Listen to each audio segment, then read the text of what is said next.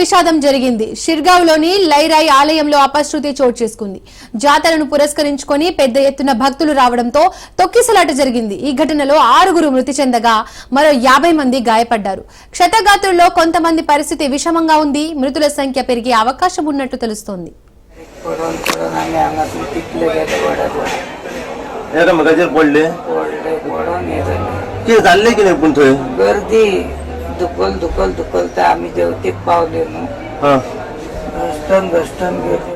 లైరాయ్ ఆలయంలో శుక్రవారమే వార్షిక జాతర ప్రారంభమైంది. దీంతో అమ్మవారిని దర్శించుకునేందుకు గోవా నలుమూలల నుండి పెద్ద ఎత్తున భక్తులు తరలి వచ్చారు. ఆ ఆలయంలో అనాదిగా వస్తున్న నిప్పులపై నడిచే ఆచారంలో ఇవాళ వేలాది మంది పాల్గొన్నారు. ఆ సమయంలోనే ఒక్కసారిగా రద్దీ ఎక్కువై పరిస్థితి అదుపు తప్పింది.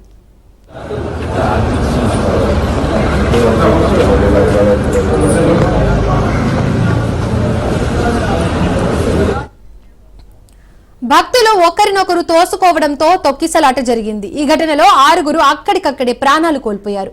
ఎమర్జెన్సీ సర్వీసెస్ సిబ్బంది, పోలీసులు ఘటనా స్థలానికి చేరుకొని పరిస్థితిని అదుపు తెచ్చేందుకు యత్నించారు. సహాయక చర్యలు చేపట్టి క్షతగాత్రులను సమీపంలోని ఆసుపత్రికి తరలించారు. జాతర దృష్ట్యా వచ్చే రద్దీని నియంత్రించేందుకు ఆలయ నిర్వాహకులు ఎలాంటి ఏర్పాట్లు చేయకపోవడం వల్లే ఈ దుర్ఘటన చోటు చేసుకుందని పోలీసులు అనుమానిస్తున్నారు. ओके किती जणांची रडली इथून? खूप जण नसेल आता 5 जण 7 जण घेतले हडले. किती रडली?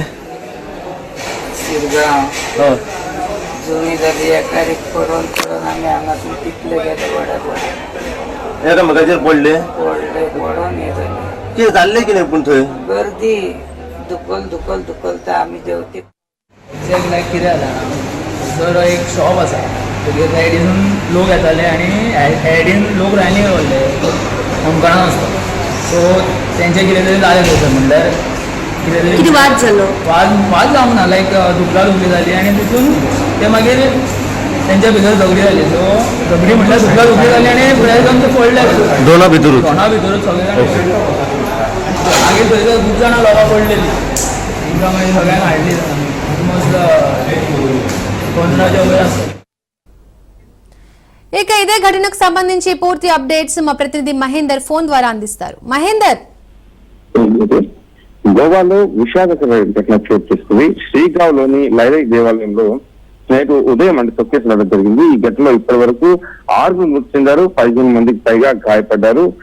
ఇంకా మృతుల సంఖ్య పెరిగే అవకాశం ఉన్నట్టు అధికారులు చెప్తున్న పరిస్థితి కనిపిస్తుంది. ఇక ఈ విషయాన్ని నార్త్ గోవా ఎస్పీ అక్షిత్ కౌశల్ అయితే తెలపడం జరిగింది. ఈ శ్రీదేవి లైరాయ్ జాతర నిన్న శుక్రవారం మొదలైంది. జాతరలో పాల్గొనేందుకు వేలాది మంది భక్తులు గోవా నలుమూల నుంచి కూడా తరలి రావడం జరిగింది. నేడు ఉదయం ఇక్కడ తొక్కిసలాట అయితే చోటు చేసుకుంది. జాతర నేపథ్యంలో సుమారు 1000 మంది పోలీసులు అధికారులు విధుల్లో ఉన్నారని, రద్దీని నియంత్రించేందుకు డ్రోన్లు ఉపయోగించారని అధికారులు తెలపడం జరిగింది. అయినప్పటికీ తొక్కిసలాట జరగడం గమనార్హంగా వారు పరిగణిస్తున్నారు. అంతకు ముందు ముఖ్యమంత్రి ప్రమోద్ సావంత్, ఆయన సతీమణి సులక్షణ, ఎంపీ సదానంద షేక్, కనవడే అలాగే ఎమ్మెల్యేలు ప్రేమేంద్ర షేక్, కార్గులి పెరారా మొత్తం ఈ జాతర కార్యక్రమానికి హాజరయ్యారు. గోవాలోని ఈ ఆలయం ఉత్తర దక్షిణ నిర్మాణం ఈ శైలిలో కలయికు ప్రసిద్ధి చెందినట్టుగా చెప్తారు. ప్రతి మే నెలలో ఈ జాతరను నిర్వహిస్తారు. సాంప్రదాయ అగ్గిపై నడక ఆచారాన్ని కలిగి ఉన్నటువంటి ఈ ఉత్సవంలో వేలాది మంది భక్తులు కూడా పాల్గొంటారు. మరి గోవా టూరిజం వెబ్సైట్ లో పేర్కొన్నట్లుగా మాలింగం సహా సమీప ప్రాంతాలకు చెందినటువంటి గ్రామస్తులు రోజంతా ఈ లైరాయ్ దేవికి అంకితం చేసే మతపరమైన ఆచారాలు కూడా పాటిస్తారు.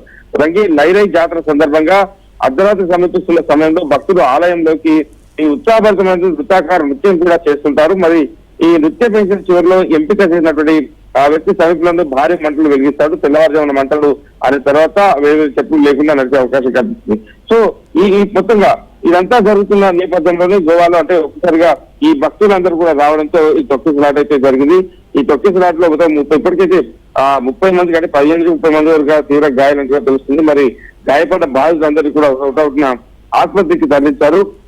అలాగే మొత్తం సుమారు 50,000 నుంచి 70,000 మంది భక్తులు కూడా ఈ జాతరకు హాజరైనట్టుగా తెలుపుతున్నారు అధికారులు.